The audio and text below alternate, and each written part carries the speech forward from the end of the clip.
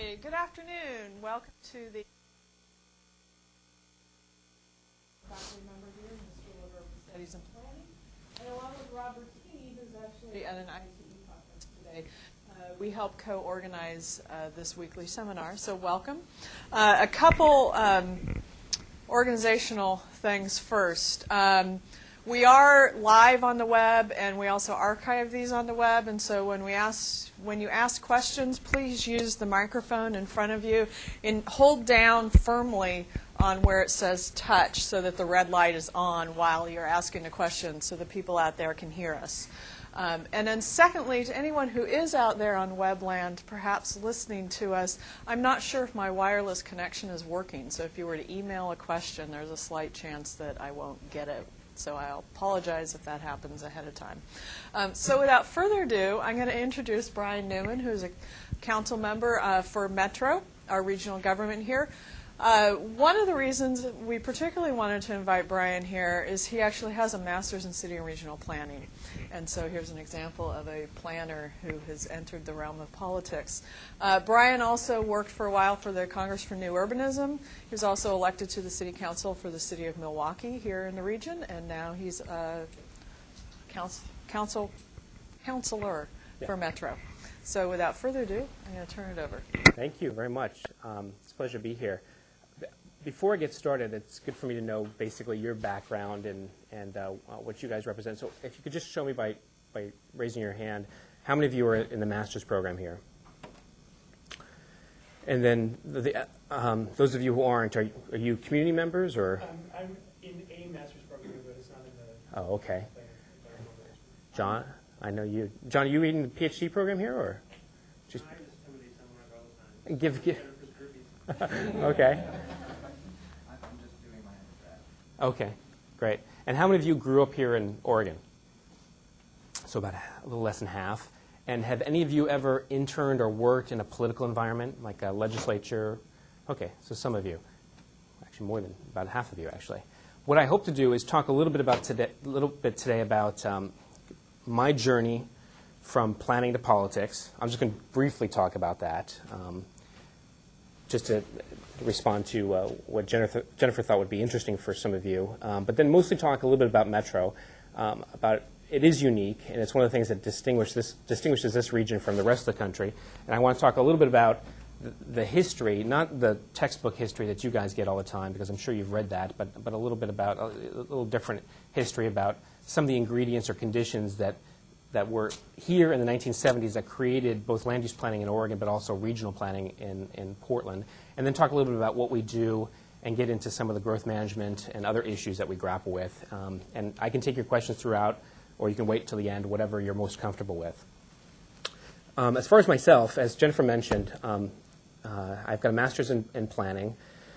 I only spent about a year being a real planner, meaning that I worked after I finished up in California. I spent a year working I came back to Oregon. I'm originally from Oregon. I spent a year working for an architectural firm doing planning for the state, for the TGM program, which is their Transportation Growth Management Program, which are small state grants to do corridor plans or downtown plans around the state. We also did some work for a few developers doing land use plans. And so that was only a year of my time as a traditional planner. I hated it.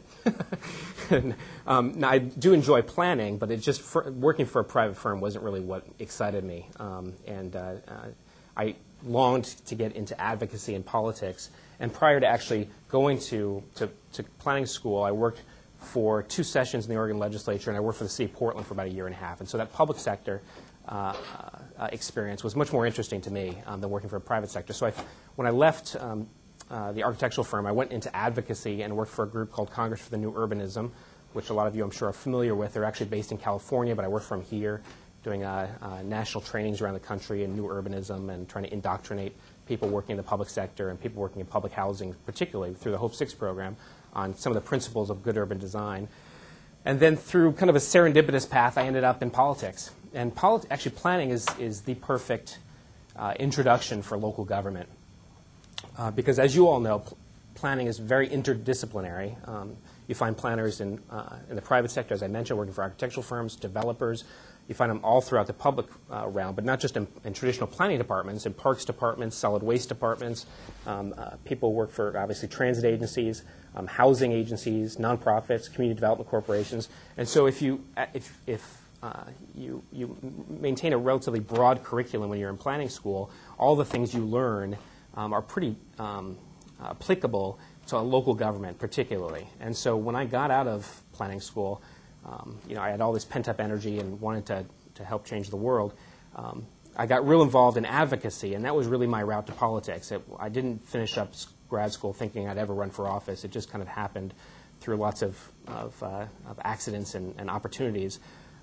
So originally, when I came back, as I mentioned, I worked for an advocacy group and an architectural firm, but I also got involved in local community activism with a couple groups here, Coalition for a Livable Future, working with, which is an umbrella group of 1,000 friends and ecumenical ministries and all these groups that are working on a progressive future. Worked with Oregon League of Conservation Voters, helped found a chapter in Clackamas County. Also I was president of the Willamette Pedestrian Coalition, which is a local pet activist group. Completely overcommitted, but I got involved in all those things because I really just wanted to learn a lot about what was going on and get a lot of different experiences. And so, as I mentioned, never intended to run for office, but there was an opening, a surprise vacancy on the Milwaukee City Council, and I got some encouragement from a couple folks in the community who I knew to throw my hat in the ring, and there was a handful of us, a little more than a handful of us, who applied for appointment, and I just turned out that I was a consensus candidate and got selected, and then ran and won election to that office, and then ultimately, because of my involvement in regional transportation issues, also through local activism, at that point on the City Council, was talked into running for the Metro Council. And so the issues that I worked on at the local level are real familiar to all of you. Downtown redevelopment, trying to get a kind of a depressed first-ring suburb with a blue-collar constituency and low economic values, trying to work on economic development because we were landlocked and we didn't have a chance to grow through annexation because that was politically unpopular, or just raw land, which is what a lot of cities around the urban edge do to supplement their tax base. So the only option we had was redeveloping the land that we already had, which was depressed. And if you go down to downtown Milwaukee, you can see that. We've got an industrial area to the north of the city that is 40% vacant. It's developed, but there's no one in those buildings. We have a downtown that, except for a few bars and some antique shops, is really pretty dead. And so what we did is we worked with a couple of local firms and were very aggressive in charting a new future for the downtown and doing a significant amount of public involvement. And so everything that I learned in planning school about land use planning, about public involvement, about transportation planning and making those linkages was extremely useful. And so the two projects, and one of the things you learn in politics is to pick your battles and to pick, you can't get involved in everything, but the two things I really got involved with kind of stemmed out of my interest in local transportation issues. One was completing the Springwater Trail, which if those of you who live in Portland should be pretty familiar with, especially in the southeast area. It's the Cadillac of the regional trails that we have. It extends essentially from OMSI all the way out to Boring, Oregon.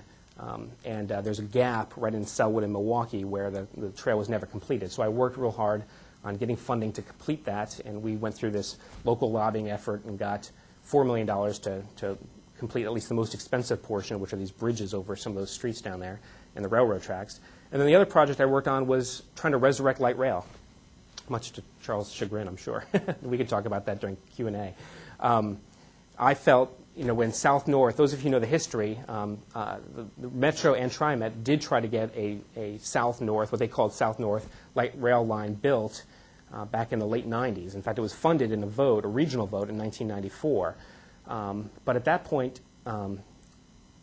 because they came off the construction of the Banfield, the funding for the West Side, the vote in 1994, frankly, Metro and TriMet were pretty cocky and felt that they just were immune to the local opposition and the criticism that a lot of other communities around the country were facing. And some of the early alignments that they came up with, along with the 2040 plan, which I'll talk about later, which was pretty new planning concepts about concentrating development in centers, really just blew up in their faces. And what happened in a couple places, in the legislature, the rural Republican legislators rebelled and tried to defeat the funding package. In Milwaukee, we had a mayor and 2 city councilors recalled over their support of light rail right before, that was a couple years before I joined the council. And then up in Clark County, they voted down participating in the project. And so it was a really, I think, humbling time. And it was, I think, actually a good experience for regional policymakers at the regional level to go through. Because, as I mentioned, I think that they had become a bit cocky in their approach and felt that the designs that they were developing on their own in some office in Northeast Portland were kind of a fait accompli, and it really wasn't that case, and we had to learn the hard way, but it was a good lesson to learn about going back to the basics and involving the public. And so when I got on the council in Milwaukee, I, with a couple other folks, tried to revive that project, and we went through a lengthy public process. In fact, at one point, we just took all of our neighborhood leaders and locked them in a room, essentially, and told them not to come out until they came up with a plan, a transit plan, that the community, that they could support and that we could sell to the community. And they were there for probably about 4 or 5 hours. I think we got out about 11:30 at night. And that was the foundation for the new plan on South Corridor, which I'll talk about later as well. And so my experiences, and this is just go by way of introduction, really, was really building on my planning education, public involvement, land use planning, transportation planning, making the linkages between those fields, taking down or removing barriers between the profession and the public, which is oftentimes, unfortunately, clouded by the jargon and the acronyms that we use as a profession. And so I hope to talk a little bit about that during my presentation, but also during the dialogue portion at the very end. If you have questions about that, I'd love to talk more, because I think it's a really important lesson for planners to learn. So that's a little bit about myself, my background. I've been on the Metro Council for a little over a year now. I serve as the Deputy Council President, which just means that when the Council President's not around, I get to preside over the Council. But I really, my main task is to represent my district, and my district is number 2, and it's all of urban Clackamas County and a chunk of southwest Portland around Lewis and Clark College and Tryon Creek State Park. So it's about 220,000 people altogether, and it's an extremely diverse district. It includes some really wealthy areas like Dunthorpe and Lake Oswego and West Lynn, and some areas that are economically struggling, like Gladstone, Milwaukee, Oregon City. And so it's been a great experience to kind of learn about these issues and respond to different communities based on their local politics. So that's how I made the jump, and I'm happy to answer more questions. But let me talk a little bit about Metro. First, let's just put this in context. You all know this for the most part, but it's a good reminder. Metro, the jurisdictional boundaries of Metro, includes 24 cities and portions of 3 counties, which is obviously Washington, Multnomah, and Clackamas. We're about 1.3 million people in the jurisdictional boundaries, which is almost 40% of the state population. If you include the area just outside our boundary, but it's part of the metropolitan area, Clark County, Yamahill, Columbia counties, we're the 25th largest metropolitan region in the country. I think that puts us, maybe some of you know this better than I do, but I think that puts us somewhere around Phoenix and Denver. I think a little smaller than both, actually. The urban growth boundary covers about 367 square miles. Let me talk a little bit about the background. I told you I was going to give you a little history lesson that's going to be different from the history that you probably read in your textbooks about Metro and about planning in Oregon. The roots really do go back to the 1970s, and I like to highlight like 6 ingredients which allowed us to be able to do some progressive work in land use planning at the state level, but also the local level. And these are the things that really distinguish this state and this region, and so it's important to know, especially if you're going to become a professional here and stay here in the Portland area. The first condition that allowed us to have regional government in Portland was a homogeneous demographic. That's not a value statement at all. Please don't confuse that. What it really meant is that back in the 60s and 70s, we didn't have the extent of white flight that a lot of other regions faced.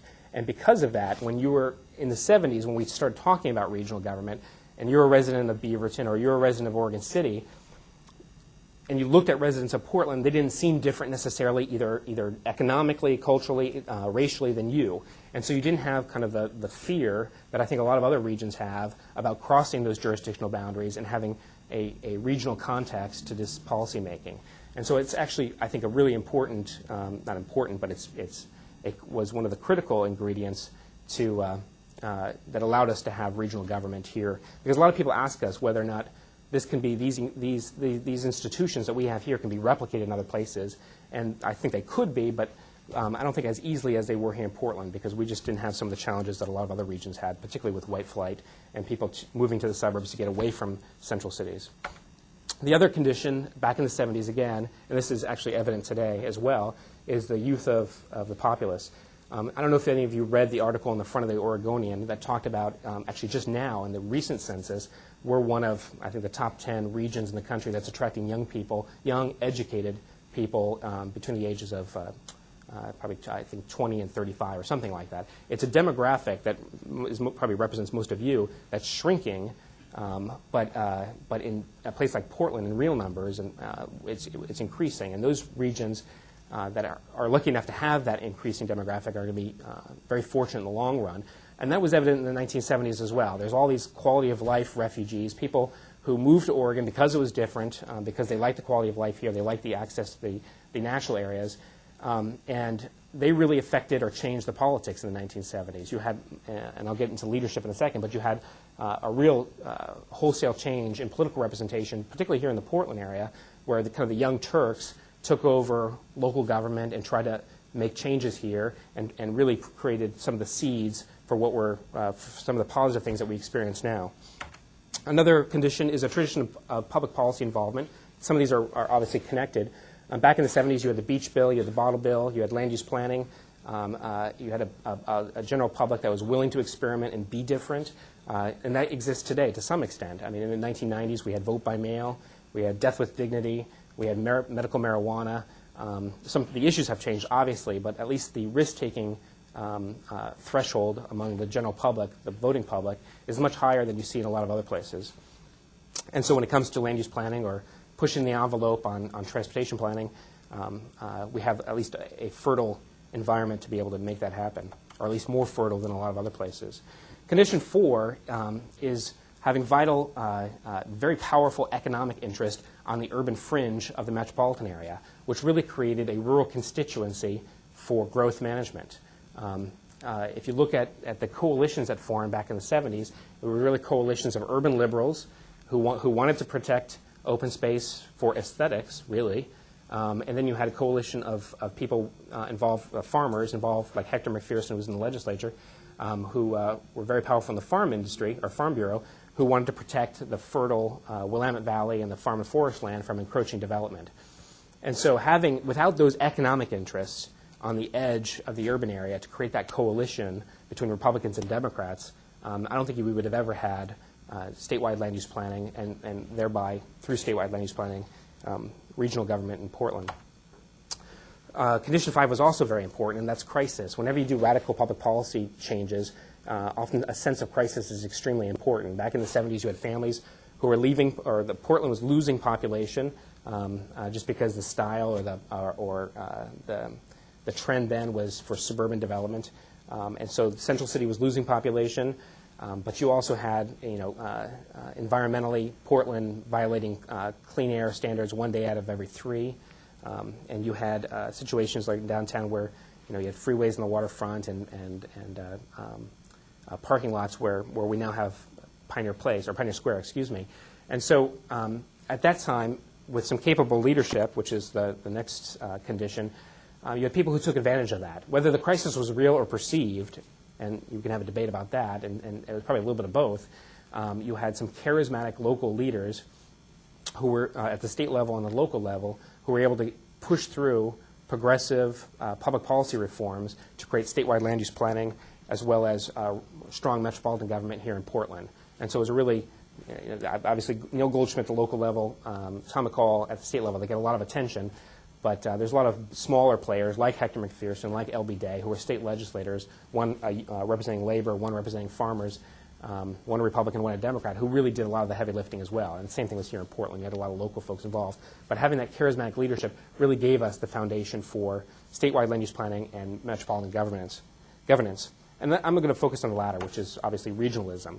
Now, the Metro Council is the only regionally elected government in the United States. I don't know. I imagine there's probably some international models, but not in this country. There's a Met Council in Minneapolis, St. Paul, but they're actually appointed by the governor. And so we have a council that's 6 councilors elected by district, my colleagues, as well as a council president who's elected region-wide. As I mentioned before, we represent all 24 cities, about 1.3 million. And the reason that this is extremely important is if you look at MPOs, or metropolitan planning organizations, in other parts of the country, they're associations of governments, typically voluntary association of governments. Like in Eugene, it's LaneCog. In Seattle, it's Puget Sound Regional Council, I think it is. In San Francisco, you got ABAG and the MTC. But there's no statutory authority that's binding them together.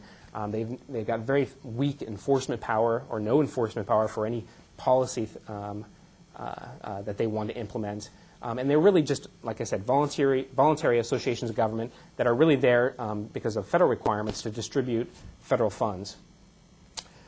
What's different here is that when you have just a collection of local governments at the regional table, they're all looking after their parochial interest. And typically, they're there to carve up a pot of money, to be able to fund projects back in their jurisdictions. What's different about Metro is that because we have elected councilors who represent multiple cities, I represent 7 cities, that the ideal, it doesn't always happen, but certainly the ideal is that we leave those parochial interests behind and we try to become regional citizens or regionalists and look at what's best for the metropolitan region as a whole, as opposed to one specific city versus another. And I think it does happen here more often than many other places, but it's certainly, we still do get tied up in some parochial discussions between districts. But that's what's unique about this Portland region, and I think it's not an insignificant factor. It's actually a huge factor when you get more involved in the policymaking arena in this metropolitan area. I think you'll start to see that, especially if you have the opportunity to work in other areas, other regions that you can compare. So we serve as a metropolitan planning organization for the Portland region, and what I mean by that is that the federal government requires all metropolitan areas have an MPO. We have 2 basic responsibilities the federal government requires us. We have to maintain a regional transportation plan, and it has to be a 20-year plan that we update regularly. And we also are required to schedule the distribution of federal transportation funds. And that actually happens on a 2-year cycle called the MTIP, the Metropolitan Transportation Improvement Program. And there's a lot of debate and controversy and angst, competition over those funds. It's interesting to note, however, it's a drop in the bucket. If you look at all the spending that happens regionally in transportation, I mean everything, the payroll tax that TriMet collects, farebox, the federal gas tax, the state gas tax, and every other piece of fund, even the bonds that the voters paid for to fund light rail. If you look at the whole pot, the amount of money that we actually distribute as a council and engenders all this competition is only about 4% of the total. And the reason that they're so hotly contested is because those funds are generally very flexible. They can be spent on bike lanes, they can be spent on trails, they can be spent on roads, they can be spent on transit-oriented development, which is also very controversial. But those funds, because they're flexible, because they're not restricted like the state gas tax is, are extremely sought after by local jurisdictions who want to be able to do specific projects. And then the advocacy community, like the Bicycle Transportation Alliance, Thousand Friends, a lot of other groups also get very much involved as far as trying to set policy guidelines for how that money is spent.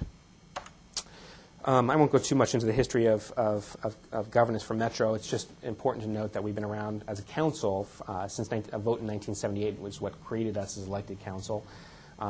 And really, since 1992, you've seen when the council was shrunk and Metro got a home rule charter, which gave us the same or equivalent powers as a local government, you've seen a professionalization of the council where it went from a volunteer body of 13 people to a paid body of 7 of us. And so now, it used to be that no one even paid attention to Metro races, and to some extent that's still true. But you see more often, and I'm sure you'll be seeing, whether it was 2 years ago when David Bragdon was running for council president, my own race, or now when Rod Monroe and Robert Liberty are kind of fighting over a seat in southeast and southwest Portland, they get much more attention and much more money spent on those races than ever before. I decided when I ran, actually, just as an aside, I ran against an incumbent, if you look at the Metro races just even 5 or 6 years ago, usually people spend about $15,000, $20,000. I think between the 2 of us in our race, that we probably spent about $150,000, which is not a lot of money by most political standards, but it seems like a hell of a lot of money to me. Let me talk a little bit about what we do, because you guys all know about our planning authority, but there's actually many other areas that we're involved. One is parks and green spaces. We actually are one of the largest property owners in the region. We have about 8,000 acres of parks and green spaces. Actually, no, we have about 12,000 acres. 8,000 of those were purchased with a bond that was passed in 1995 by the voters for parks and green spaces. About 4,000 we actually inherited from Multnomah County when Multnomah County decided to get out of the parks business. And that's one of the odd histories about Metro. Part of the things we do, we just inherited from other governments because they either didn't do it well, or for whatever reason, they just want to get out of a particular business and they wanted to regionalize an activity. The zoo is a good example of that. In other areas, we had a conscious involvement, like planning, where we went to the voters, and in 1992, they gave us those powers. Parks and open spaces, we first got involved because we just inherited it from Multnomah County, but then we actually have expanded the activity, and we went out to get funding and have been purchasing land around the region. We also are involved in recycling and solid waste. We don't regulate collection of solid waste. That's still left up to local governments to franchise, but all disposal, the contract with the landfill out in eastern Oregon, and all recycling, regional recycling policy, as well as regional policies to get to a certain waste reduction goal, are all set at the regional level. Regional visitor facilities we manage, the convention center, the zoo, the performing arts center, the expo center up in North Portland. Those are all facilities that, for whatever reason, people thought that they weren't necessarily local facilities that should be supported by one government, but because they serve people throughout the region, that they should have a regional tax base, regional support. And we have a partnership with a commission that we appoint called the MERC Commission that actually manages those. And then growth management, land use and transportation planning.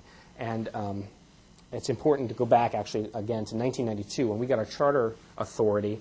That charter, which is a charter is essentially like your constitution for a local government, gave us the equivalent powers of a local government, but also said very clearly in that charter, it laid out our responsibilities and said that growth management is our number one responsibility. And so it's the central core of what we do. Now, up until the 1990s, Metro, as I mentioned, they had a volunteer council that wasn't paid up until 1992. They didn't have a home rule charter. They got in the newspaper every now and then, most of the time because councilors were fighting with one another or fighting with the executive officer. But Metro didn't really get its act together and really embark on what is famous for now, which is regional growth management up until the 1990s. And the reason is that up to that point, we had the urban growth boundary, and everyone thought that the urban growth boundary was sufficient to prevent sprawl and sufficient to create the kind of community that we wanted, or metropolitan region that we wanted and aspired to in this region. And what we discovered is that with the rapid population growth, and we've been growing exponentially in this region, except for two dips in two different recessions where we lost population in the early 70s and the early 80s. So we're growing rapidly, so the growth pressures and development pressures are very real. And actually, what's unique about this recession we just went through, that's different from earlier recessions, is that we actually added population during that recession. People still kept moving here, particularly young people, as I mentioned earlier. But also we were discovering in the early 90s that just because we had an urban growth boundary, we still had traffic, we still had sprawl, we still had a lot of the negative things that at least some of the progressives in the community were hoping to avert. And we found out that the urban growth boundary contained sprawl, but it didn't stop it. And so an effort was undertaken in the early 1990s to have a dialogue about this with folks. And the catalyst moment really was the Western bypass. I'll just spend just a second talking about this, but that was a proposal, and maybe most of you know about this, I don't know, from ODOT and from Washington County, actually from Metro as well, to build a new freeway on the west side of the region, and probably about 70% of that right-of-way was going to be outside the existing urban growth boundary. And that created an enormous amount of angst among the progressive types and advocacy communities about pressures of having a transportation infrastructure that would force development or just increase the pressures for development out in farmland. And so what was undertaken over the next 4 to 8 years was a process, first by 1,000 Friends, then by Metro, to begin imagining scenarios or even analyzing scenarios where we could avoid that. LUTRAC, which is an acronym for Land Use, Transportation, Air Quality, was undertaken by 1,000 Friends with funding from EPA and the Lincoln Land Institute. And what they found through their modeling was that even if you started changing land uses, didn't build the Western bypass, that you could actually achieve or avoid the need for it, the need for that new transportation infrastructure, because the Western bypass was only going to serve about 4% of the region's transportation, or actually not regions, but the trips in that corridor.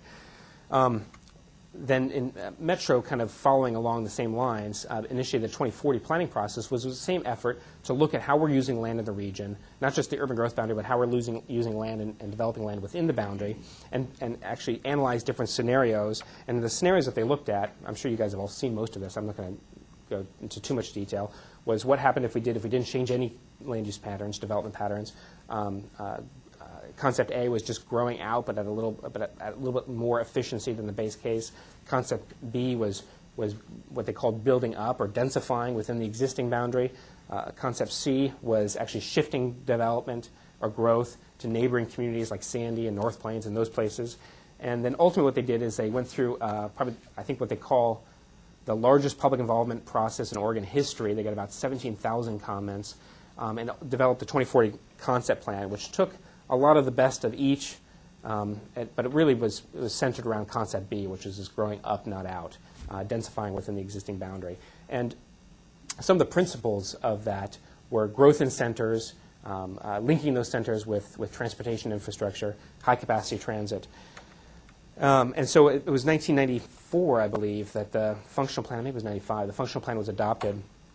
And the themes: strong central city, maintaining the primacy of the downtown Portland as a cultural and economic hub of the region. Growth in centers, having a hierarchy of centers, the central city, regional centers like Gateway and Oregon City or Washington Square. Town centers like Milwaukee and Hollywood and St. John's. And then station communities, main streets, things like that. But having this hierarchy of centers that you'd focus more development, mixed-use development into, making them more walkable, making them real hubs of their surrounding communities, and then linking those centers but with transit, particularly the higher-level centers like regional centers. Oops. Another big theme was protecting industry. That's one where you see a lot in the newspaper now because it's one we're grappling with. We have a shortage of industrial land that we're told by the state we must remedy before the end of June. And so you'll see an expansion from the Metro Council sometime in late June just for industrial land. But the 2040 growth concept also focused a lot of policy on protecting freight mobility and protecting those areas that we've already invested heavily transportation-wise for industry, like along the river, the Columbia Corridor and Rivergate, those places. Protecting rural areas. Obviously, there's the urban growth boundary, but it's also more than just the urban growth boundary. It's maintaining green corridors between communities, so having cooperative agreements between places like Metro and Sandy, that the stretch between those communities, that we would try to prevent encroachment from either city to protect that separation of community. But it's also about using land as efficiently as possible so we can minimize those urban growth boundary expansions. Nature in the city, not just having nature outside the urban growth boundary, but either through policy or acquisition, protecting nature within this region. This is another hotly debated, controversial topic that's going to be in the news this next following year, because not only have we spent money, the voters' money that they gave us, $135 million to buy open space, but there's going to be a Fish and Wildlife Protection Program that we're debating right now, will be adopted before the end of this year to protect at least some of the more critical habitats before they're lost to development. And so what we've heard from folks through our public involvement is that they want to protect what's unique about this region, the wildlife, the access to green, and again, not just outside the urban growth boundary, but in the boundary as well. So, and as you can imagine, when you get into those issues of regulation versus private property rights, it's pretty controversial, and so that'll be in the newspaper a lot this year. Another 2040 theme is travel options, maintaining bike, pedestrian, transit access. Designing streets for people with boulevards, sidewalks, bike lanes. And those were the themes of the 2040 process. And again, I'm sorry if this is repetitive for some of you. But how are we doing? This is, honestly, this is hotly debated. I feel we've done pretty well. There was a conference here recently that says that the people around the region, or around the world, should not emulate us. And we can talk about that during the dialogue. I think everyone can agree that agricultural land in Oregon has been protected, at least more than most other metropolitan regions in North America. And if you look at a place like Atlanta, which grows by 50 acres a day, and that's what I heard that's what their MPO has documented, or places like Cleveland, which has been static for population growth, but the built environment has doubled over the last 2 decades. We've done a pretty good job. We're still obviously encroaching onto ag lands. We could probably do better, but we've done better than most of our peers in protecting at least valuable farm and forest land. New greenfield growth is denser than before. That's also something you can debate whether that's good or not, but it is happening. If you look at single-family homes, my understanding, actually this was based on a PSU PhD thesis that I read, average new single-family home construction has gone from a little over 9,000 square feet lots to less than 6,000 square foot lots based on the most recent data. And that's over the last 10 years, actually. So that's pretty significant, and it's not happening anywhere else. Again, we can debate whether that's good or bad, but it's happening. Another thing is that the proportion of multifamily housing has either doubled or tripled. Well, I better get the data for you guys, but it's increased significantly over where it was in 1990. So multifamily housing as a percentage of what's being built is growing rapidly, and then the lots for single-family homes is shrinking. And that was intentional. That's not an accident. This whole rhetoric about using land more efficiently and growing up, not out, was all about those kinds of land use policies. They're controversial, but they're conscious choices. And what we do at the Metro Council and when we run for office is debate those all the time. And so I'm happy to talk about those with you as well. Redevelopment is strong because the land supply is controlled, and there's that pinch on land supplies. You are seeing redevelopment in places here that you just wouldn't see in other parts of the country. Whether it's the old streetcar corridors like Hawthorne, Belmont, and all the kinds of communities that you guys are familiar with, or it's the brownfield development like North Macadam or the Pearl District. Because of the constriction on land supply, but also because of tax policies and other conscious steps to be able to use that land more efficiently, we are seeing a lot more redevelopment than I think you would see in many other metropolitan areas. Transit ridership is growing, and what's unique over the last decade, 1990 to 2000, it's outstripping population growth and vehicle miles traveled. And so our investments in transportation are hopefully making a difference. And another interesting statistic is that if you look at, I think it's the decade of the 1990s, Portland was third only to New York and Los Angeles in the amount of money, federal dollars, capital dollars that we spend on transportation or transit construction for light rail, streetcar, and other kinds of projects. But public investment strategy has been mixed due to tax limitations and just the fact that we just don't have a lot of revenue. And this is an important issue because when we sold the 2040 plan to folks, we sold them to some extent a bill of goods. We said, instead of having big backyards, you're going to have parks. Even though there might be congested streets, we're going to provide transit options. And for us to uphold that bargain, we need to be able to make public investments in parks, in transit, and other amenities to make denser living more livable or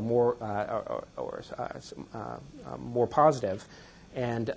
And otherwise, the whole bargain breaks down, I think. And so it's a real struggle to be able to get those funds to make those investments of quality of life investments in amenities, in people's communities, to be able to make this whole grand proposal work.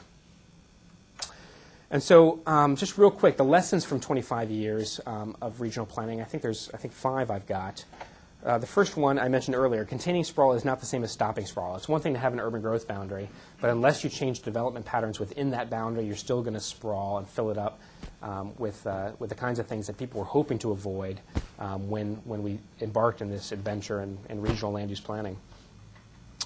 A sense of crisis is necessary to initiate radical change. That's just one of the political lessons we've always learned, whether it's growth management or anything else, or even funding schools. Oftentimes, if you're going to do something that's going to require sacrifice on the part of the public, you've got to have a sense of crisis, real or perceived, to be able to get that constituency for change. Planning is easing. Changing investment patterns is difficult, and that's the real challenge. It's one thing to create centers on a map, and you can go around and I designated, I think, 36 town centers and regional centers. It's quite another thing 10 years later to realize that they've never really become centers. And so changing investment patterns, which is out of the control of planners, it's really developers and financiers, it's a real challenge. And for every great example that we take people on tour to see a Renko Station or Fairview Village or something else, there's 10 times as much crap, in my eyes, that are being built in other places that just don't aspire to the same ideal that I think a lot of us have had when we embarked on this effort. So changing those development patterns is the real nut to crack. And in your academic exercises or research, if you could help us with that, that would make a big difference. Everyone needs to be at the table as regional citizens.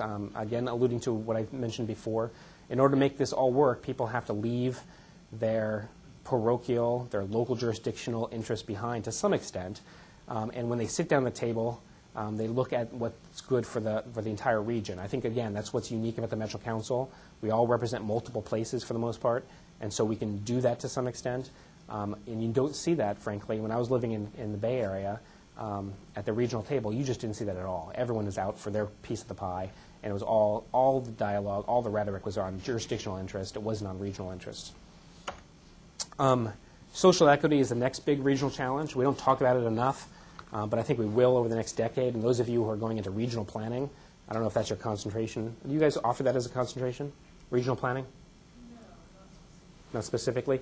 Well, if those of you who want to get into regional planning, which is obviously a healthy option for a lot of planners, social equity is going to be the next big thing, I think. And it's looking at an individual level. And we've been talking about environmental justice for a decade, not quite a decade, but for the last 10 years. That's one aspect of it. But looking at equity among jurisdictions, that's a real challenge here in the Portland region. We got some jurisdictions, like a community like Milwaukee, that has a low tax value because the values in that community are quite a bit less than Portland and other places, and they have a high tax rate. They have to have a high tax rate in order to collect enough money to deliver services. In Milwaukee, I think the tax rate is almost approaching compression, which is somewhere in the $9 to $10 range. When you go to a place like West Lynn, their permanent general government tax rate is like $2.50. But they have high value, and so they can keep their rate relatively low. And so looking at the equity among jurisdictions and what they can spend per capita to deliver the services that people demand, I think is really important, and that's a challenge. And it's part of social equity. It's not just looking at individuals, but it's also looking at jurisdictions. So that's going to be a big challenge, and it's going to be a dialogue. And then regionalism is the future. That's just one of the other lessons I think we've learned over 25 years. And we get that, and I think other metropolitan regions are starting to get that. And I mean regionalism in the future from a local government perspective, meaning that regionalizing services makes more and more sense because of economies of scale and what can be saved by cooperating across jurisdictional boundaries. But I also mean from a global scale, regionalism in the future. I mean, Oregon is not competing with Texas, but Portland, as a regional economy, is competing with Austin.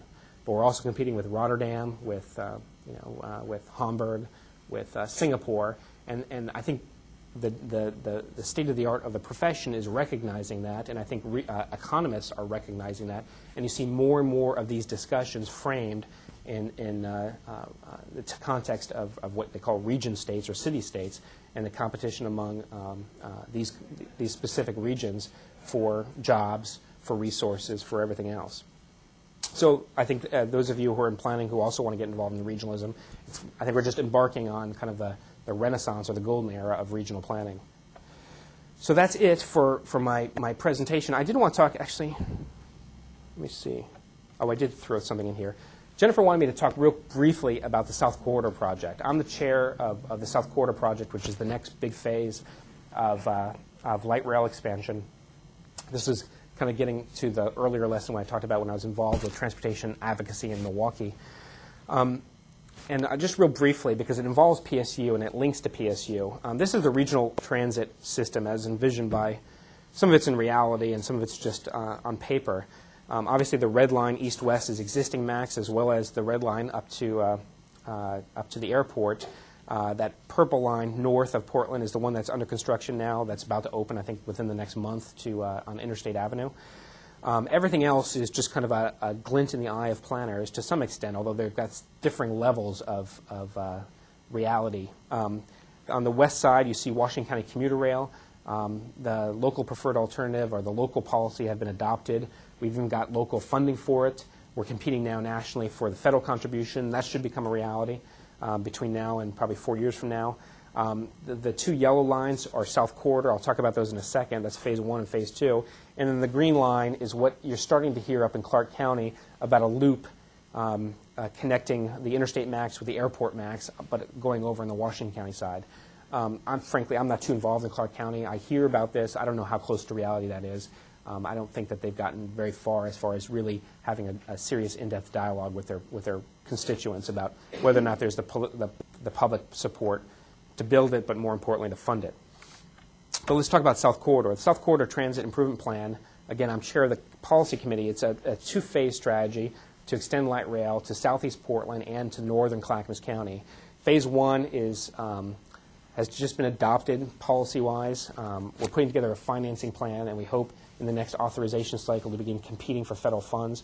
We hope to get as much as 60% of federal match for the project, although that might be tough. The Bush administration is trying to keep that down to a 50-50 match.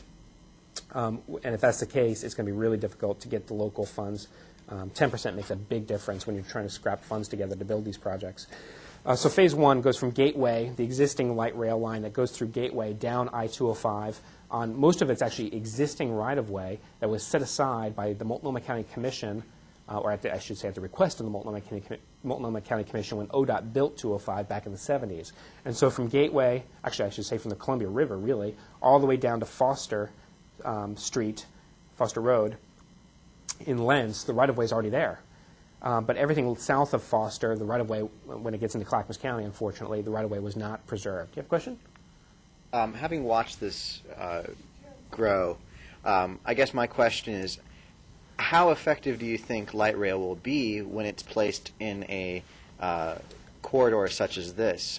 Looking at the example of L.A., yeah. The ridership is not as high as it could be, in part because it goes along the freeway corridor.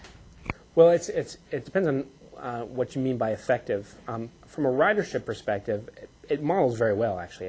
At ridership levels, the 2020 projection is about 32,000 riders, which is higher than any of the other lines we built, frankly. But you're right. If you're looking at a redevelopment perspective, and that's part of the debate or part of the discussion always here in Portland, about not just building these lines to move people, but building them to redevelop land uses along them, it's not going to be the same as West Side, obviously, or even Interstate Max or Airport Max. And so if you're using light rail as a tool to change land uses, I'm pretty pessimistic that, for the most part, you're going to see much happening along I-205, because like the Banfield, it's just not the most fertile area to actually create communities around stations, because people don't want to live near freeways. And so it depends on how you evaluate it. So you've got a good point. But from a ridership perspective, actually the ridership numbers look very good. And so in that sense, it justifies the investment. But too often, I think you're right, building light rail down freeways is the path of least resistance. It's often cheaper, and it often engenders less public opposition. In this case, the right-of-way was already there, so it was a pretty convincing argument to do it because it was a lot cheaper. But it's not going to have the same kind of impacts that I think people are seeing on the west side or with Airport Max or even the redevelopment along Interstate Avenue. So it's true. But this line will go down I-205 and ultimately terminate at just east of the mall at Clackamas Town Center, if you've ever been out that way. Phase two is the portion that finally connects. Well, let me back up. Part of phase one is the downtown, and it's connected to phase one because the capacity of the downtown transit or the light rail line is at max. And so we can't add, after Interstate Max, we can't add another line without fully congesting the what they call the cross-mall alignment of light rail going up and down Yamhill and Morrison Streets. There's just too much congestion. And so in order to even build this phase of light rail, they have to put light rail on the transit mall on 5th and 6th Avenue, which is the long-range plan anyways of the city of Portland. And so this alignment, if built and if we can get it funded and get the federal contribution, which we'll see over the next year or two, will actually finally connect the Portland State Campus to the regional rail system, not just the streetcar, but actually to the regional MAX system. And that's important because PSU is the single largest generator of transit trips in the region. And so having that connected to MAX is going to be extremely important. And then phase two is actually to take from the south end of that transit mall down Lincoln Street to down the McLaughlin corridor to serve Brooklyn neighborhood, well, actually to serve River Place, but also serve Brooklyn neighborhood, Sellwood, Westmoreland, Eastmoreland, and Milwaukee. And that ridership projection, 2020 as well, the year 2020 is, I think, around 25,000 riders. So it's a little less than I-205. And what's interesting, for those of you who are focusing on transportation planning, phase two actually operates as, like a lot of our other transit lines that we've built up to this point, that hub and spoke system, meaning that people are primarily going to the central city from outlying areas. Phase 1, however, when they modeled it, even though it modeled very well from a ridership perspective, operates very differently. It's actually, most of those trips are local trips up and down the 205 and Banfield corridor. The proportion that are actually going to downtown Portland are much smaller than we've seen historically in all the other lines. And so that's going to be unique. It almost operates as a crosstown line as opposed to a hub and spoke line, providing more local service as opposed to downtown service. And so phase 1, if the models are correct, is going to be very different from any of the other lines that we've built, where phase 2, which goes to Milwaukee, and is not along a highway, but a portion of it is along McLaughlin Boulevard, and is actually very much closely tied to redevelopment in places like downtown Milwaukee, are going to operate more like some of the other lines we've built already. And so in downtown Portland, this is kind of a confusing map because it was developed to illustrate some of the options. So a lot of this is irrelevant. Ignore the red, because what we've adopted actually is the blue alignment that goes up Irving Street, then down 5th and 6th Avenues, north and south. And then we looked at both Harrison and Lincoln Street. Because the streetcar is going to be built on Harrison, which it's under construction right now, to link the streetcar to River Place, we can't mix light rail and streetcar traffic. And so we're looking, actually not just looking, we've adopted Lincoln Street as the alternative, the locally preferred alternative to get light rail from PSU down to River Place and then across a new bridge called the Carruthers Bridge. And I think that's it. So that gives you kind of a little summary of the South Corridor project. How much time have I used? Okay. Well, that's not too bad, I guess. So I'm happy to just take any of your questions, whether it's about South Corridor or anything else. Don't be shy. And I've got one person back here. On your regionalism, I noticed on a lot of the metro policies, 2040 and such, it seems to push a lot of the growth into Clark County. I believe the last number I saw was 50% of all growth in the metropolitan area of Portland has actually been in Clark County, rather than the 3-county area within Oregon. Mm-hmm. How has Clark County reacted to all the growth? I know Washington laws are a little bit different than Oregon laws. Well, it's not quite as 50%, but you're right. I mean, when we develop our growth, what we call our growth projections, part of it is looking at the market, and part of it's looking at what we call aspirational goals of where we want people to move and where we think they're going to move. And so when we develop those growth reports, which are really projections, we develop what we call a capture rate for all the land in the urban growth boundary of the population. And of those people moving to the metro region, I think the capture rate is like in the low 70%, so 70-something%. And so at least whether or not, I don't know what the real figures are, maybe they're closer to 50, I don't think so, but they may be higher than what we're projecting. But we're hoping to capture in our existing urban growth boundary on the Oregon side of the river, I think about 72% of the growth that's coming to the region, and that 30% or a little less than 30% will go not just to Clark County, but Columbia County, Yamhill County, and those areas around it. But it's a balancing act, and as far as the negotiation, we check in with Clark County. Some of those policies are coordinated, some of them aren't. If you look at our residential population projections, those are more coordinated than most, actually, as far as what Clark County actually wants to absorb and what we would like to shift to other places, or not just shift, but what we just expect to go to other places. But where they're often in conflict is actually over employment and jobs. And so I think both Oregon Metro as well as Clark County have pretty ambitious goals for attracting the number of jobs into their jurisdictions that are kind of in conflict. I think both of them are pretty high. And so it's not just Clark County, but when we're talking to Sandy, when we're talking to Marion County, which has obviously been actually heightened lately because of one of the wasn't recommended, but one of the options that was on the table to grow south of the Willamette River in Wilsonville. But when we look at any of these jurisdictions, it's a balancing act between what we want to do, what they want to do. Oftentimes we can coordinate, sometimes we can't. And so, when you go over to Clark County in Washington State, I don't think that Metro is not very popular. A lot of people move there to avoid some of the land use policies that we have here, not just land use policies, but also tax policies in Oregon.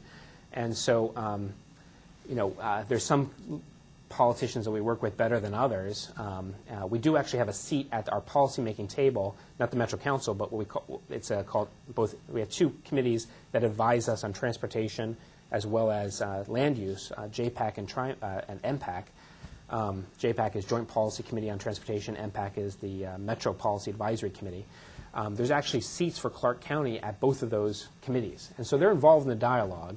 But you know, it's a political process, frankly, and whether or not they want as much growth as we're projecting for them, or less when it comes to jobs, I really can't answer that question. But I'm sure there's quite a bit of tension.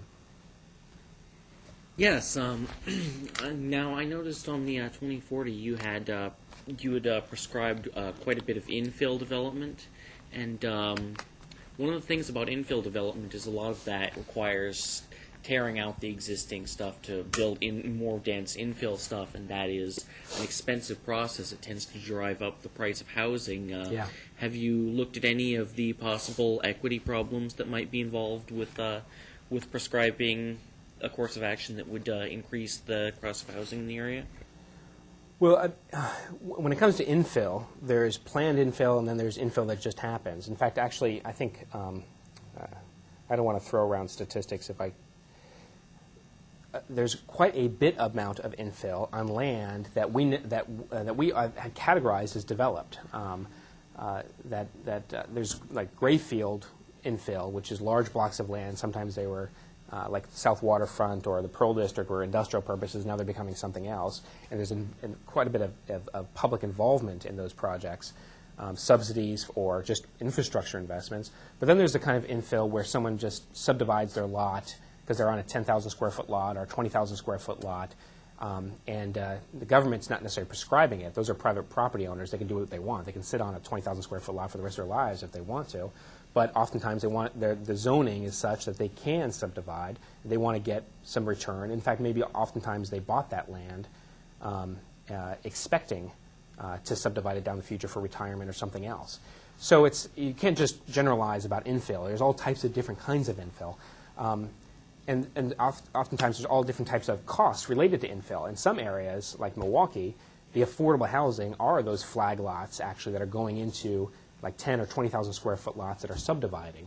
The challenge there is not necessarily public subsidy. There is no public subsidy. It's not necessarily even cost because the market cost is below other housing in the neighborhoods. It's about the neighborhood impacts on the quality of life in those neighborhoods. That's the challenge when I was a city councilor in Milwaukee. People were subdividing those lots, and it was angering the neighbors around them because they were losing privacy or trees or something else. And so that's the challenge there. But when it comes to any kind of public action, like for the Pearl District, for South Waterfront, for station area planning, which there's tax breaks and there's oftentimes public contribution, it is very controversial, and you have to defend those investments.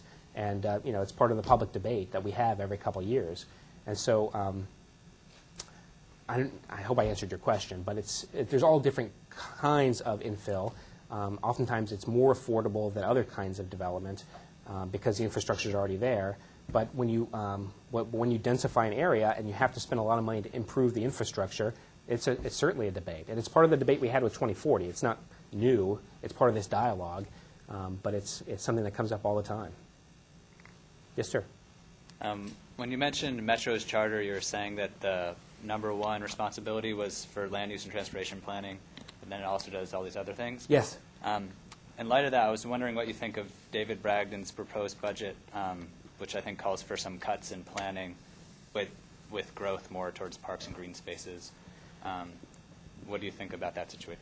Well, I'm familiar. We're going through the budget deliberations right now, actually. We haven't adopted the budget. In fact, we vote on amendments on Tuesday, and I might support some of the amendments to his budget. But if you look at the planning department, he's not actually advocating cuts in planning. They're being held to, I think, a 3% increase, which all departments are being held to. But the cost of labor is increasing. That's forcing cuts because the cost is outstripping that 3% increase. So it depends on what you mean, how you define a cut. The department's budget's actually increasing, but their cost of PERS, health insurance, everything else. And so over time, they're going to be looking at some layoffs. There will be a few amendments on the table to add some more resources for planning that I might be interested in. But we don't have a general tax base. What we fund is off the backs of solid waste ratepayers, or they're from enterprise activity. So it's not like we have a lot of leeway when it comes to new money. I do support his proposal. It's $1.50 per ton on solid waste to fund development in some of our parks.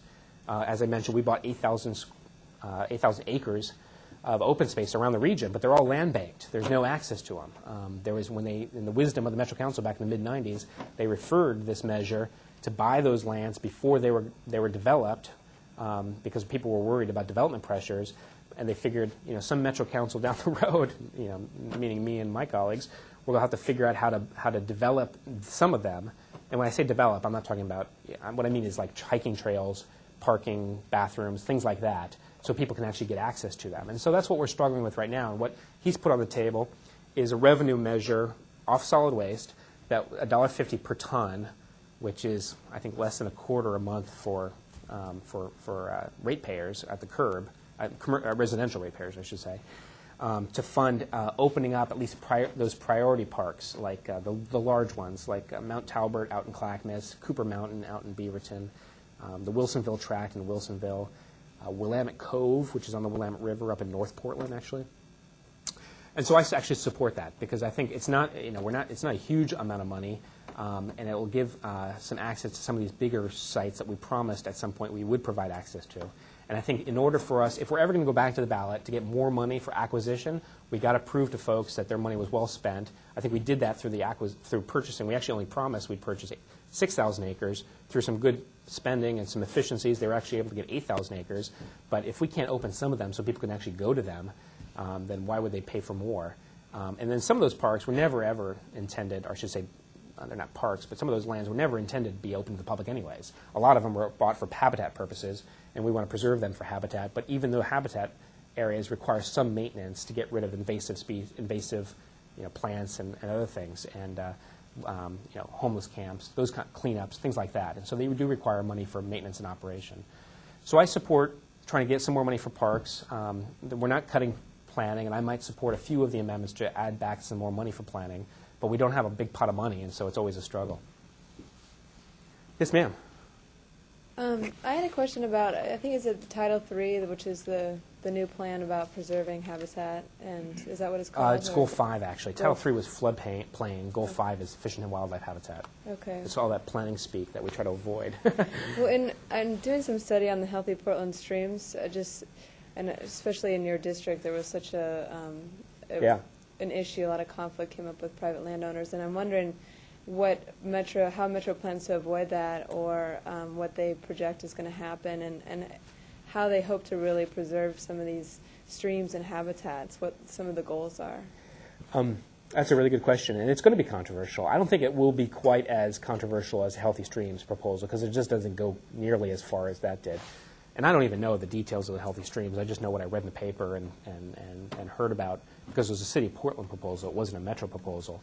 But what I heard was that, for pruning trees and planting gardens and building like trellises, that in the City of Portland with the Healthy Streams Initiative, you were going to require like some kind of government permits to do any of that. I don't know if that was true. Again, I wasn't involved in that proposal. I just read about it in the paper. The Goal 5 proposal, it has two differences that I think make a big difference. One is it only applies when land use permits are issued. And so it's only applied if you're building new homes or expanding homes or with construction. So if you're gardening or mowing or doing any kinds of those kinds of things or pruning your trees, certainly local governments, I guess, can get involved in that. And there's some jurisdictions that have tree ordinances, but that's not part of Goal 5. Goal 5 is only, it's a land use action, so it's only actually triggered at when a building permit is issued or some kind of land use permit is issued.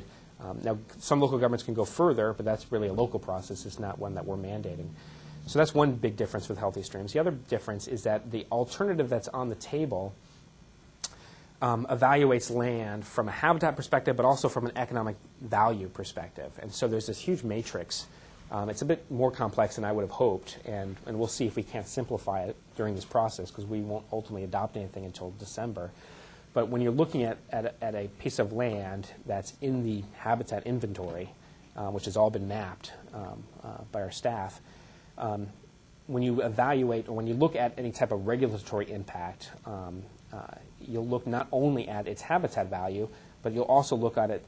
There'll be like an economic consideration for land that's in centers, for example, like the central city or town centers, or if it's industrial land that's regionally significant. And those lands would have less protection because of their economic significance than other lands. And so that's another area where the advocates aren't necessarily happy with it. They'd like to just have a uniform level of protection.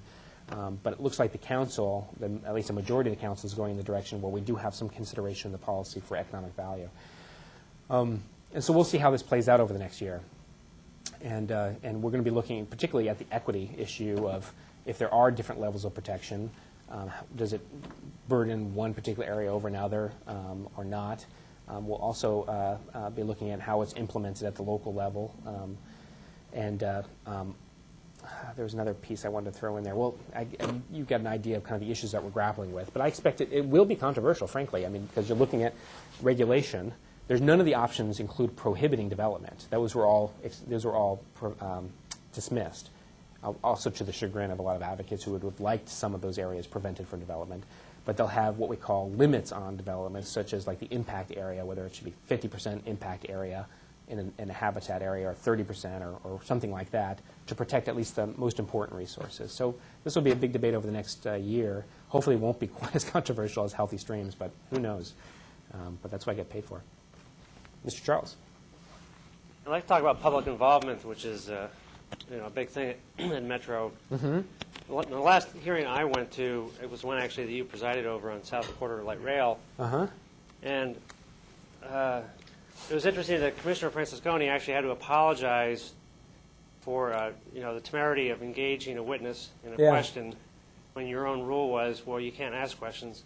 So for me, I find it kind of insulting to go, you get your little 3 minutes, and then you have a rule that you can't even engage witnesses in intellectual discourse. I'm just wondering, as a self-styled progressive, why you think that's a progressive way to have public involvement. That's a good question, and it's one I struggle with as well. And these rules of procedure are for the most part set in our operating procedure, but this is the challenge. When we have large hearings with whether it's 10 people or whether it's hundreds of people, and we're going to have one in Wilsonville next week and it's going to have hundreds of people, the general rule is that we're there to listen, to take that testimony, and we can ask clarifying questions if we're confused or we don't understand their point, but we don't engage in kind of philosophical discussions for the most part because of time and of respect to all the other people who are waiting to testify.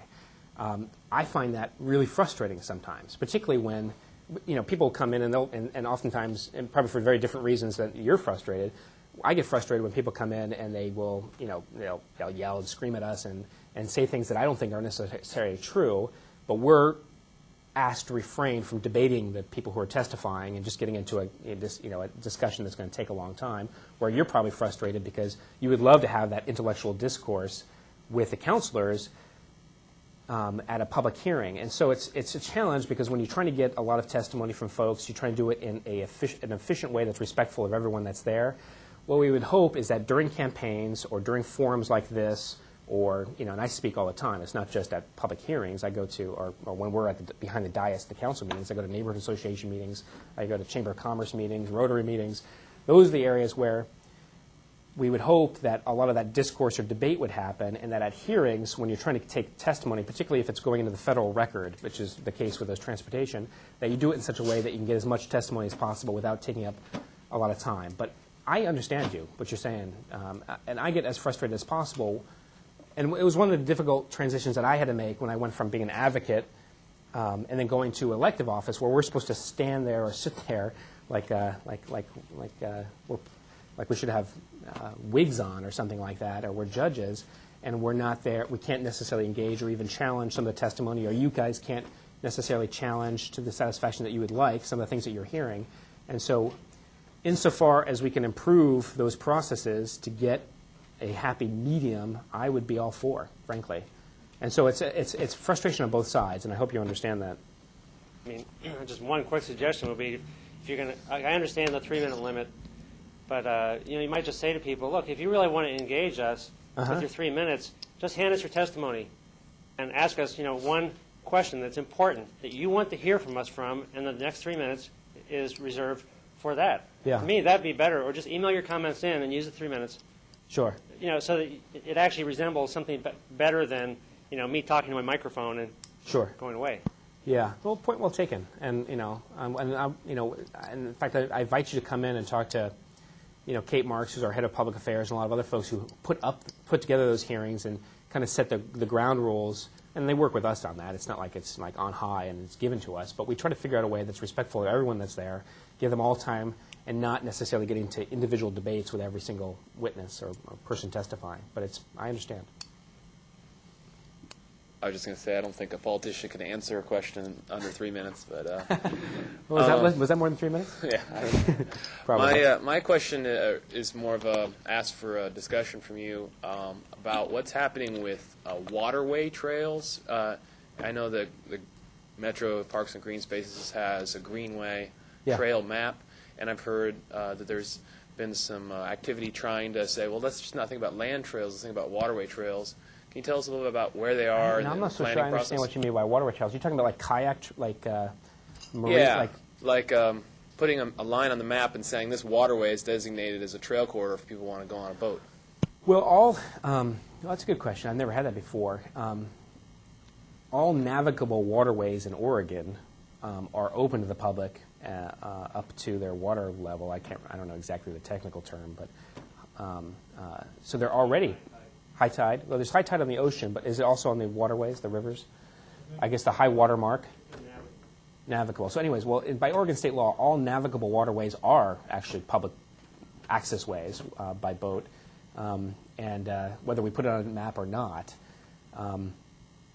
So that's answered part of your question, and there's some streams out there where there's no case law whether it's navigable or not, and so there's actually, I don't know who adjudicates that, but there's certain people who, when there's controversy about the Sandy River or some other river out in like southern Oregon or eastern Oregon, there's actually a body that decides based on whether this was used for trade with Native Americans or anybody else, whether or not it would be defined as navigable, and if it does become defined as navigable, then it's open to the public.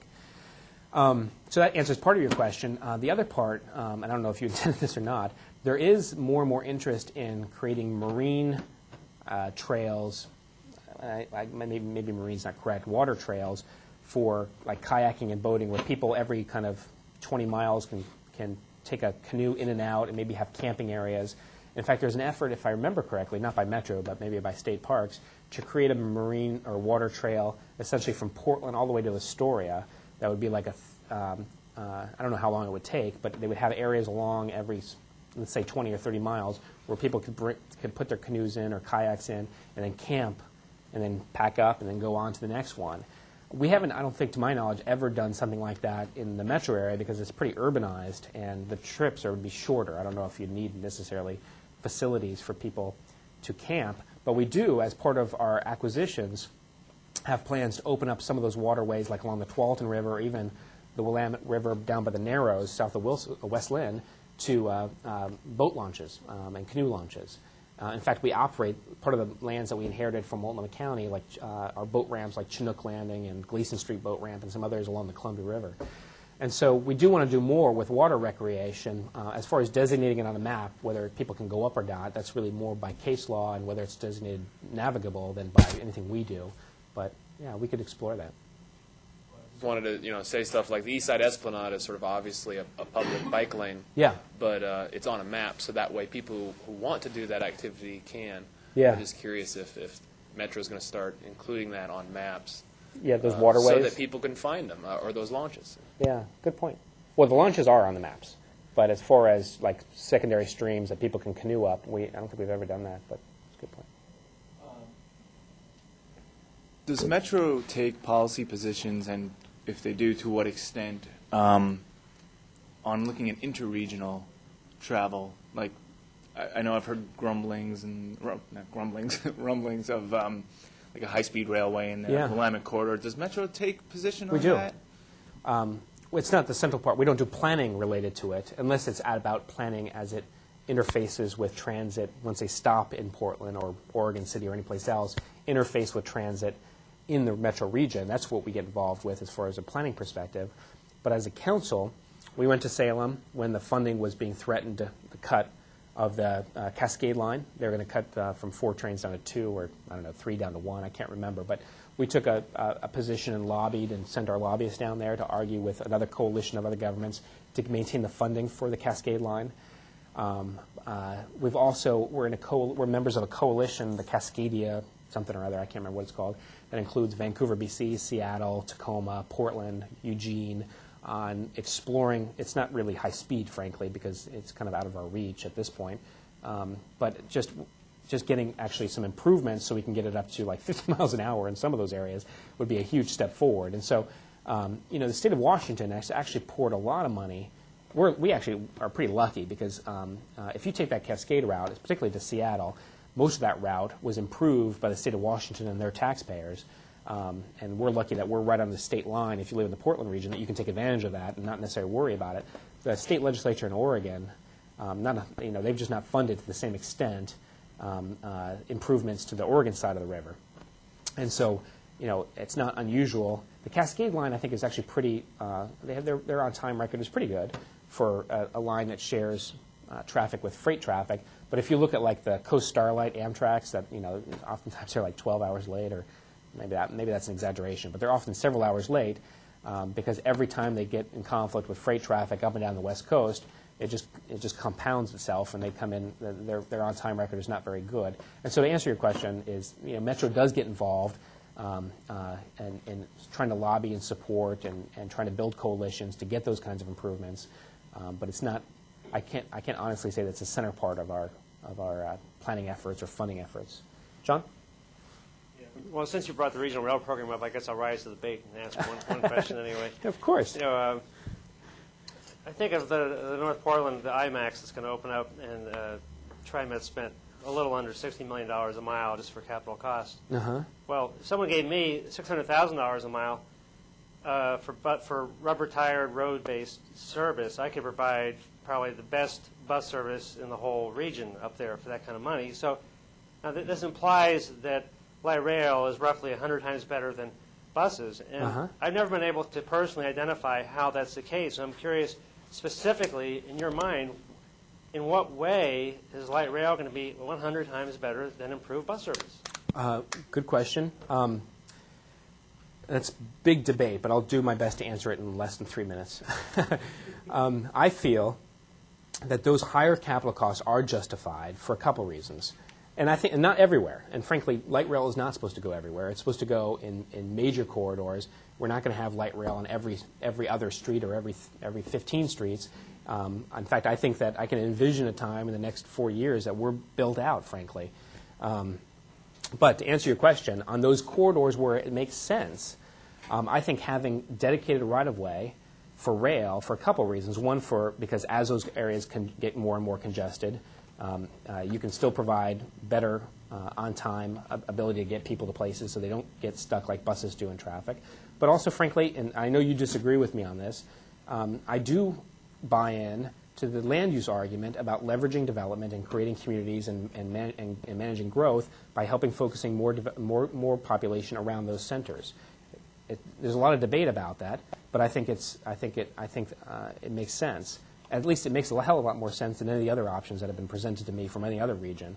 And frankly, there aren't that many other places that are that compelling as far as models. But also, when you look at those capital costs, and granted, they're expensive. I mean, building another runway at the airport is expensive, just as intermodal rail yard for the port out at Troutdale is going to be expensive if they decide to do that. Transportation investments, period, are expensive, just like freeway expansion. When you take that cost and you apply, I think you need to, you need to look at that over the lifetime of the investment. And those investments are going to be there for 100 years, 200, 300 years, hopefully, I hope. You may disagree with where we're going as a country and what trends there are from population perspective, but I think that those investments are going to be there for a long time, and so you can justify them, just like it was very expensive to build the freeways. But if you look at those costs over a long period, in some corridors, that makes a lot of sense, and I don't think there'll be anyone advocating pulling out I-84 out to Gresham or anything like that. And so, we can have this debate, and I realize it's a healthy debate or a robust debate with a lot of folks from Cascade Policy Institute like yourself, but I think in some corridors, those investments do make a lot of sense. In other corridors, there'll always be bus as the primary mode of getting people around for transit. And actually, from the regional perspective, I think buses will always be kind of the workhorse of transit for the region. But in those special corridors, when we're trying to get people fast, I think in the long term, I can make, from a policy perspective, that justification that it makes sense. Yes, sir. What is Metro doing to kind of promote the knowledge of its existence within like the general public in the region? It's always a struggle, and I think it's actually getting a lot better. I mean, Laura Oppenheimer covers the Metro for the Oregonian. She does a great job, great reporter, and I'm just saying that in case she sees this on TV or somewhere on the web. She's actually a really great reporter. And the only thing I differ with her, well, maybe I shouldn't, but if you ever read any of the articles about Metro, she always has that 1 or 2 paragraphs describing what we do or who we are. Which you don't see, like when you write an article about the city of Portland, you don't say, and the city of Portland is the largest city in the region, and this is what they do. But when they write about, and you don't even see it when they write about TriMet, but every time she writes about Metro, she includes that 1 paragraph about who the hell we are. And I think that was necessary at some point, but I think it's changed. And I think the profile of those Metro campaigns has changed that, and the fact that Metro's getting more profile. And so I think the general public is getting more and more familiar with what it is we do and why we exist, and it's not just through land use, but through the compost bin sales and natural gardening seminars we do, and the zoo and other things. But to answer your question, what we could do better and what are we doing, a couple of things. One is we do have a pretty healthy outreach effort. We had this whole series of coffee talks that we did around the region to kind of touch base with folks about growth management and going back to the 2040 and revisiting some of those assumptions, and those were actually held in partnership with Starbucks. So instead of having it in some sterile office building, where we're behind the dais and we can't talk to folks, we actually had them in places that we hope people would find less intimidating, and they would come out and talk to us about it. And those were all professionally facilitated, and we had a pretty good turnout. So that was one kind of strategy to kind of think creatively about connecting with the public. A couple other ones. One was we have a partnership actually with OMSI, where they're actually, with our GIS guys, they're building a new exhibit at OMSI that allows kids, and not just kids, but kids and adults, to kind of play with maps of the region and kind of be planners themselves, almost like SimCity, and experiment with density, with transportation, with putting jobs and housing in different places. And I think that's kind of a unique way to get beyond kind of the traditional newsletters and flyers and other things to get kind of engage people in what we do. So there's that partnership with OMSI. We had a partnership with OPB. I don't know if you guys saw this program this week called Zigzag. That was a partnership between Metro and OPB and some independent filmmakers. And that was, and you didn't, unless you just saw the credits at the end, you didn't know Metro was a partner involved with that. But that was another effort to use independent filmmakers here in the Portland region, and we actually have a pretty healthy industry locally of folks who do documentaries and other things, to talk about issues that we grapple with in interesting ways that people would find interesting, not just me. There's no politicians on camera.